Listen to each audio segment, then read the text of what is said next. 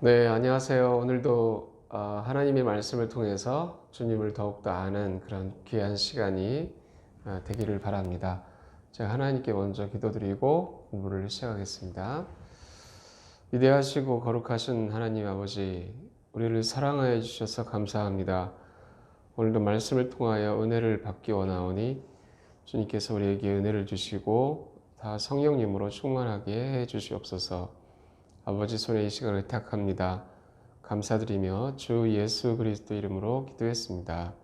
아멘.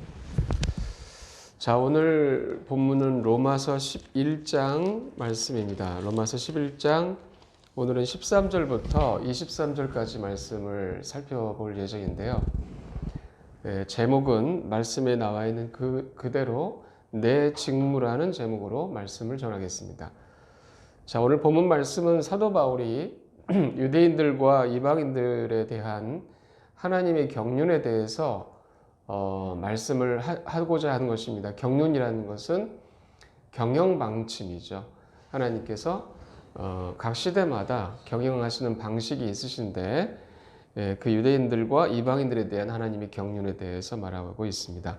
13절 말씀 보시면 내가 이방인들인 너희에게 말하노라. 내가 이방인들의 사도인 만큼 내 직무를 존귀하게 여기나니 라고 하셨습니다. 지금 이 말씀은 사도 바울이 로마 교회 안에 있는 이방인들에게 말씀을 전하고 있는 것인데요.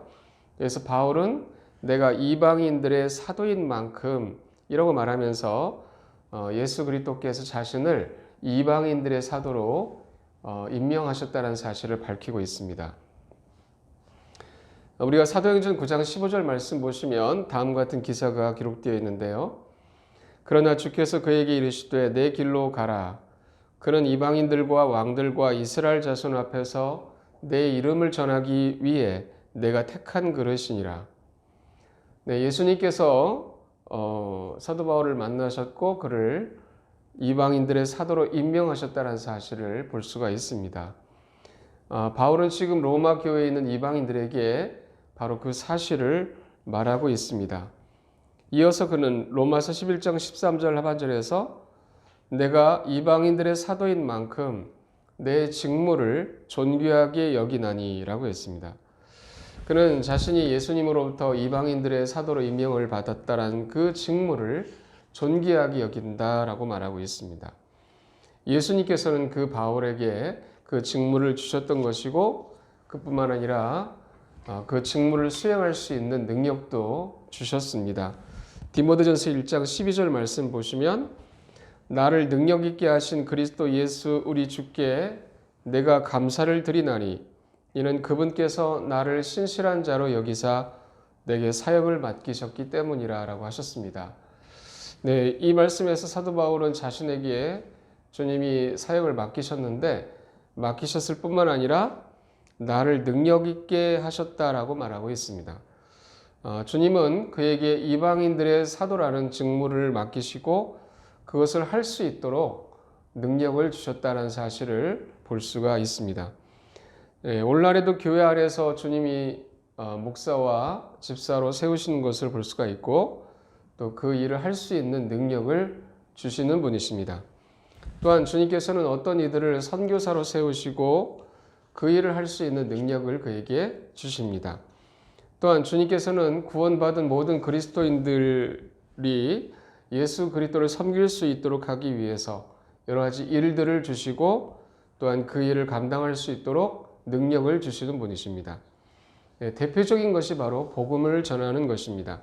사도행전 1장 8절에서 주님께서 말씀하시기를 오직 성령님께서 너희에게 오신 뒤에 너희가 권능을 받고 예루살렘과 온 유대와 사마리아와 땅의 맨 끝 지역까지 이르러 나를 위한 증인들이 되리라 하시니라. 네, 이렇게 성령님께서 마음 가운데 들어오신 사람들 바로 저와 여러분들입니다. 모두가 주 예수님을 위한 증인들이라는 것을 주님께서 말씀해 주십니다. 그래서 우리가 우리에게 주신 그 예수님의 증인의 삶을 살아가는 것, 그 일들에 대해 우리 자신을 드릴 때 주님께서는 우리가 그 일을 감당할 수 있도록 능력 있게 하시는 분이시라는 사실을 볼 수가 있습니다. 여기서 주께서 주시는 그 능력은 다름 아닌 성령님이십니다. 고린도후서 3장 5절 6절에서도 이렇게 말씀하십니다.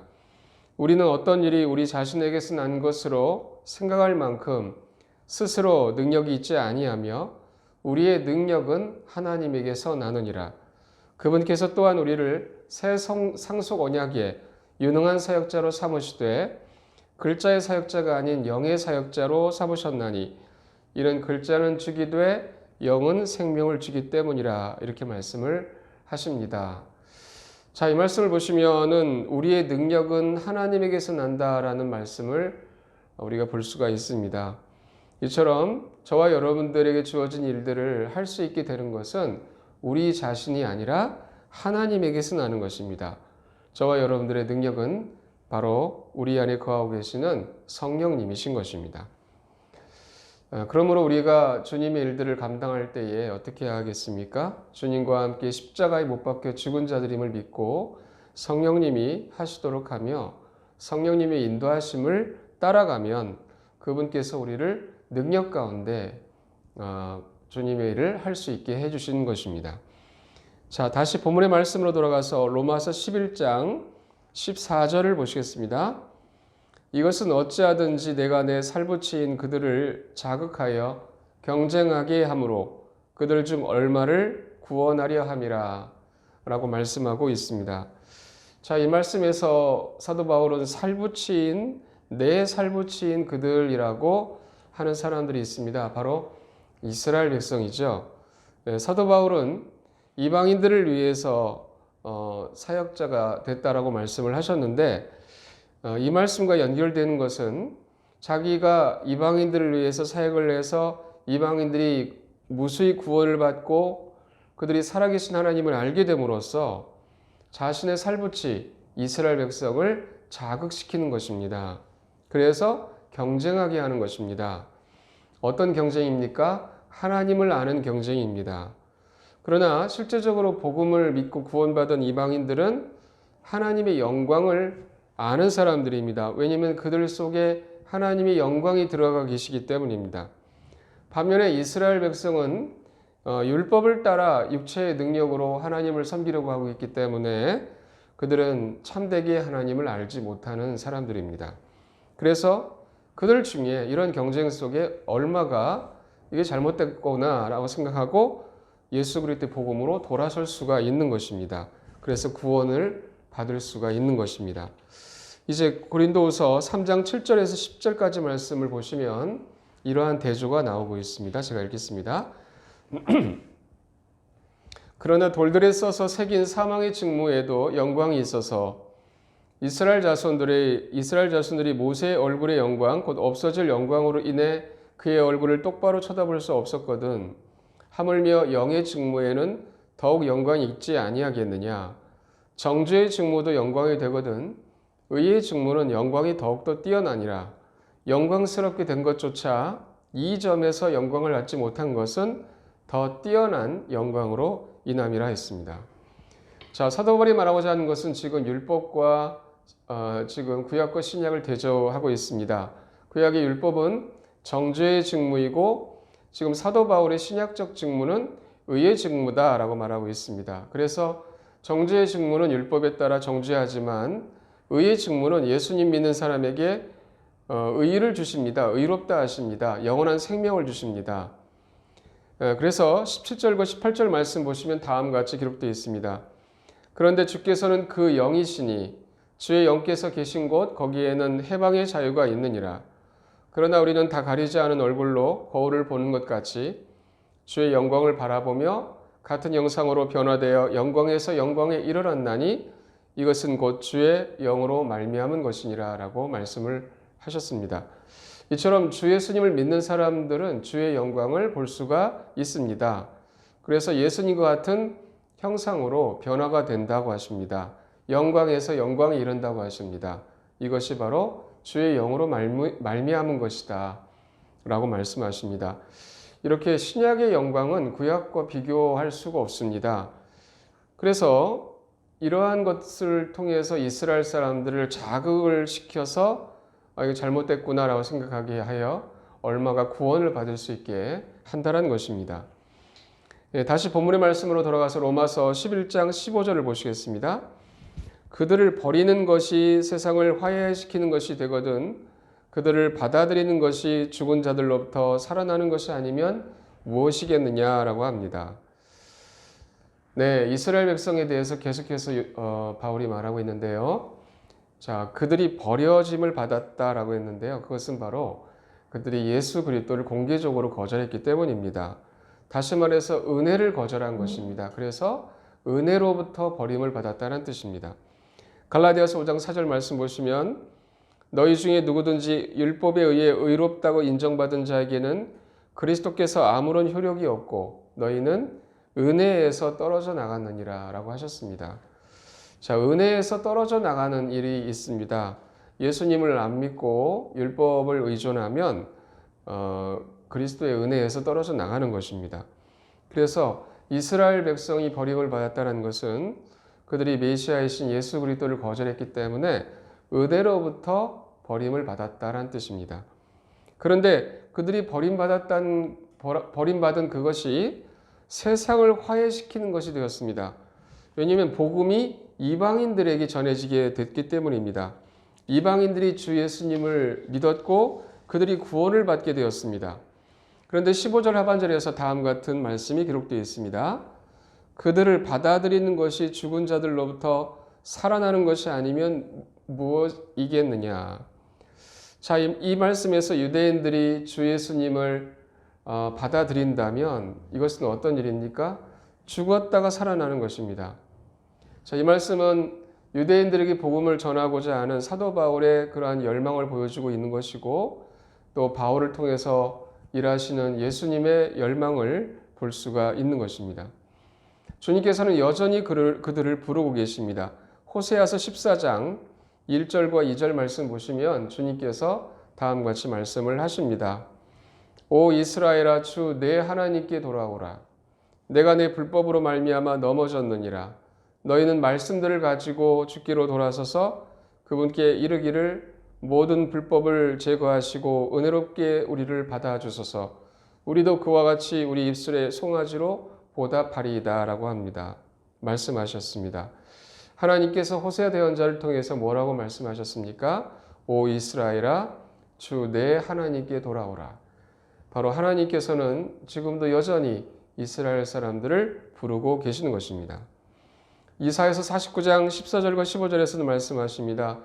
그러나 시온은 이르기를 주께서 나를 버리셨고 내 주께서 나를 잊으셨다 하였도다. 여인이 자기의 젖먹는 자식을 잊을 수 있으며 자기 태에서 난 아들을 불쌍히 여기지 않을 수 있겠느냐. 참으로 그들은 혹시 잊을지라도 나는 너를 잊지 아니하리라 하셨습니다. 하나님께서는 이스라엘 백성을 잊지 아니하신다고 말씀하고 계시는 것입니다. 여인도 자신의 젖먹는 자식을 잊어버린다 할지라도 하나님은 잊지 아니하실 거라고 말씀을 하시는 것입니다. 이것이 오늘날에도 변함이 없는 하나님의 마음인 것입니다. 이제 다시 본문으로 돌아가서 로마서 11장 16절부터 18절까지 말씀을 보시겠습니다. 첫 열매가 거룩하면 덩어리도 거룩하고 뿌리가 거룩하면 가지들도 그러하니라. 또 그 가지들 중에서 얼마가 꺾이고 야생 올리브 나무인 내가 그들 가운데 접붙여져서 그들과 함께 올리브 나무의 뿌리와 기름짐에 참여하게 되었거든. 그 가지들을 대적하여 자랑하지 말라. 내가 자랑할지라도 내가 뿌리를 지탱하지 아니하고 뿌리가 너를 지탱하느니라 라는 말씀이 기록되어 있습니다. 자, 여기서 사도 바울의 의도는 이방인들에 대해서 말씀하시는 거죠. 자랑하지 말라는 것입니다. 여기서 야생 올리브 나무는 이방인들을 가리킵니다.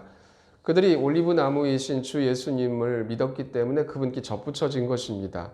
그래서 뿌리와 기름짐에 참여하게 됐습니다. 그런데 꺾여진 가지가 있습니다. 바로 이스라엘입니다. 그래서 18절 하반절에서 내가 자랑할지라도 했습니다.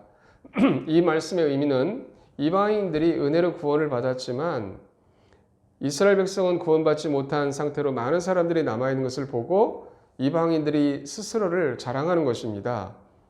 그러나 하나님께서 말씀하시기를 내가 뿌리를 지탱하지 아니하고 뿌리가 너를 지탱하느니라 하셨습니다. 다시 말해서 가지들은 아무것도 아니고 오직 뿌리이신 주 예수 그리스도께서 이방인들을 지탱하고 계신 것이다. 오직 자랑은 예수님을 해야 된다. 그런 말씀이죠. 이제 19절 말씀을 보시면 그러면 내가 말하기를 그 가지들이 꺾인 것은 내가 접붙여지게 하려 함이라 하리니. 네, 말씀하신 그대로 이스라엘이 꺾어진 것은 이방인들이 접붙여지게 하려 함인 것입니다. 이것이 바로 하나님의 섭리입니다. 20절 말씀을 보시면 옳도다 그들은 믿지 아니함으로 꺾였고 너는 믿음으로 말미암아 서 있느니라. 네, 이 말씀대로 이스라엘 백성은 주 예수 그리스도를 믿지 않았기 때문에 꺾였습니다. 그러나 이방인들은 주 예수 그리스도를 믿었기 때문에 그 믿음으로 말미암아 섰습니다. 이제 21절 보시면 하나님께서 본래의 가지들도 아끼지 아니하셨거든 그분께서 또한 너를 아끼지 아니하실까 조심하라 합니다. 네, 사도 바울이 이방인들에게 지금 말하고 있는 것이 무엇입니까? 하나님께서 본래 가지들인 이스라엘 백성도 믿지 않았을 때 꺾으셨던 것처럼 이방인들에 대해서 말씀하시기를 그분께서 또한 너를 너를 아끼지 아니하실까 조심하라고 말씀하십니다.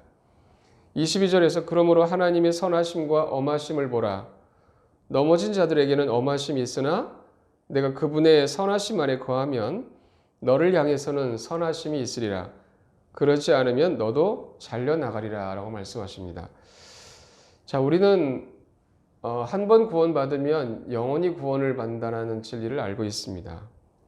왜냐하면 우리가 구원받은 것은 우리 행위로 말미암은 것이 아니고 예수님을 믿어서 구원받았기 때문입니다. 또 우리가 한 것이 아무것도 없고 주님이 우리를 위해서 모든 것을 다 하셨기 때문입니다. 그러므로 여기서 말씀하시는 접붙여졌다가 잘려나간다라는 이 표현은 우리 개인의 구원에 대한 문제가 아니라 특정 대상에 대한 하나님의 경륜에 대한 문제인 것입니다. 다시 말해서 이스라엘 백성이 예수님을 거절했을 때 그들은 꺾였고 구원이 이방인들에게 넘어갔습니다. 로마서 11장 11절 하반절에서 그들의 넘어짐을 통해 구원이 이방인들에게 왔으니라고 말씀하신 것과 같습니다. 마찬가지로 이방인들이 주 예수님을 거절하면 그들도 잘려나갈 것이다 라는 뜻입니다. 이것은 지금 구원이 이방인에게 왔을지라도 여전히 이스라엘 사람들 중에 주 예수님을 믿으면 구원을 받는 것처럼 이것은 개인의 구원 문제를 의미하는 것이 아니라 유대인과 이방인 간의 민족에 대한 하나님의 경륜의 문제인 것입니다. 실제적으로 대환란 때는 수많은 이방인들이 적그리스도를 따르게 될 것입니다. 그리고 대환란 말에 이스라엘이 회심하게 되는 하나님의 역사가 일어나게 된다고 주께서 이미 말씀을 하셨습니다. 23절에서 그들도 여전히 믿지 아니하는데 머물러 있지 아니하면 접붙여지리니 하나님께서는 그들을 다시 접붙이실 수 있느니라 하셨습니다. 스가랴서 12장 9절부터 12절까지 말씀 보시면 또 그날에 내가 예루살렘을 대적하러 오는 모든 민족들을 멸하려고 힘쓰리라. 내가 다윗의 집과 예루살렘 거주민들 위에 은혜의 영과 간구하는 영을 부어주리니 그들이 나 곧 자기들이 찌른 나를 바라보고 사람이 자기 외아들로 인해 애곡하듯 그로 인해 애곡하며 사람이 자기의 처음 난 자로 인해 쓰라리게 슬퍼하듯 그로 인해 쓰라리게 슬퍼하리라는 말씀이 기록되어 있습니다. 환란 끝에 일어날 일들에 대해서 주님이 말씀하신 것입니다. 대환란 말에 적그리스도의 군대가 예루살렘을 포위하게 될 것이고 그때에 하나님께서 이스라엘 사람들에게 은혜의 영과 간구하는 영을 부어주실 것입니다. 그때 그들은 민족적으로 회심하게 됩니다. 그래서 온 이스라엘이 구원을 받게 되는 역사가 일어날 것입니다. 스가랴서 14장 1절부터 4절까지 말씀도 보시겠습니다. 보라 주의 날이 오리니 사람들이 내게서 취한 노량모를 내 한가운데서 나누리라. 내가 예루살렘을 대적하여 전쟁하게 하려고 모든 민족들을 모으리니 그 도시가 함락되며 집들이 강탈을 당하고 여인들이 강간을 당하며 그 도시의 반이 포로로 잡혀갈 것이나 백성 중에서 남은 자들은 그 도시에서 끊어지지 아니하리라. 그때 주께서 나가사 그 민족들과 싸우시되 전쟁의 날에 싸우신 것 같이 하시리라. 그날에 그분의 발이 예루살렘 앞 동쪽에 있는 올리브산 위에 서실 것이요 올리브산이 그것의 한가운데서 동쪽과 서쪽으로 갈라짐으로 심히 큰 골짜기가 생길 것이며 그 산의 반은 북쪽으로 그 산의 반은 남쪽으로 이동하리라. 네, 분명한 것은 예수님께서 재림하셔서 이스라엘을 구출하실 것이라는 말씀이 되어 있습니다. 그들의 메시아로서 주님이 올리브산 위에 서실 것이고 예루살렘에 입성하실 거라고 되어 있습니다. 이처럼 하나님께서는 자신의 백성을 회복시키실 거라는 말씀이 기록이 되어 있는데 오늘 본문의 말씀이 바로 바울이 말하고자 하는 말씀이 그것인 것입니다. 자, 오늘 여기까지 말씀을 공부하고 기도하고 마치겠습니다. 기도하겠습니다. 하나님 아버지, 오늘 이 시간 우리가 어떻게 구원을 받았는지 다시 한번 기억나게 하셔서 감사를 드립니다. 야생 올리브 나무와 같았는데 하나님의 은혜로 이방인들인 우리에게 복음이 넘어왔고 구원이 넘어와서 예수님을 믿음으로 구원받게 하신 하나님께 너무나 감사를 드리며 우리가 이러한 은혜를 받았으니 살아있는 동안 우리를 구원하신 주님의 은혜를 찬양하게 하시고 잃어버린 많은 혼들에게 예수 그리스도의 복음을 전파하는 자들이 되게 인도해 주시옵소서. 이 시간 하나님께서 우리와 함께 계신 것을 감사를 드립니다. 우리를 구원해 주신 주 예수 그리스도의 이름으로 기도했습니다. 아멘.